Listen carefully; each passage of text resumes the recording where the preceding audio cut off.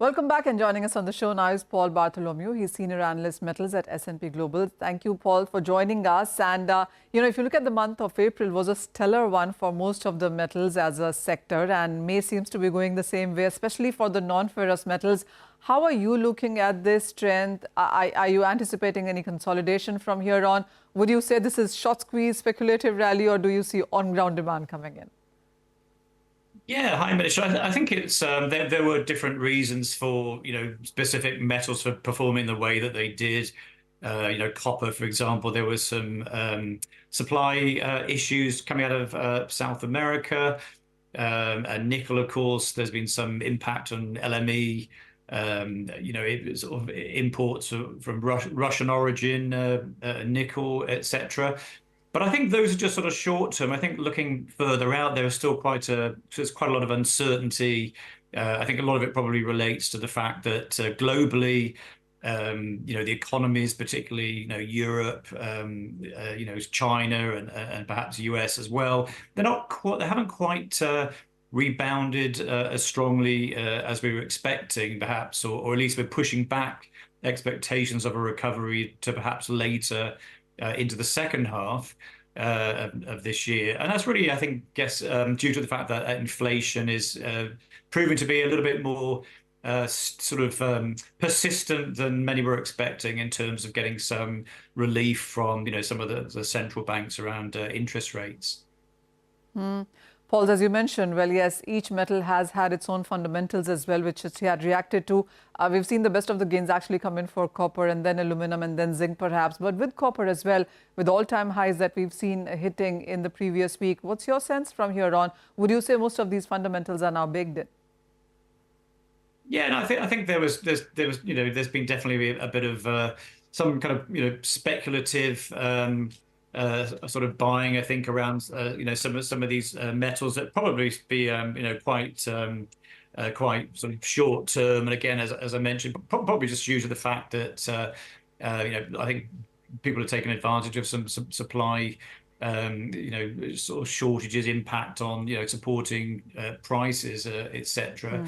I think we're seeing aluminum as well, I guess, is sort of has improved a bit, but we've seen sort of some improvement in sort of due to the influence of China. I think the government just sort of came out recently and unveiled a few plans to support the property sector and infrastructure. But we've been kind of seeing that occurring, I guess, over the last sort of 12 months or so, after all the deleveraging of the housing sector in China, the Chinese government obviously trying to unveil a few measures to try and support things. But what we sort of tend to find is that often the price uptick tends to be fairly sort of short-lived, and then after that it kind of reverts back to that sort of residual sort of pessimism, I think, that is still quite apparent really in the Chinese market. I think there's still the sense that it's quite some way away from any strong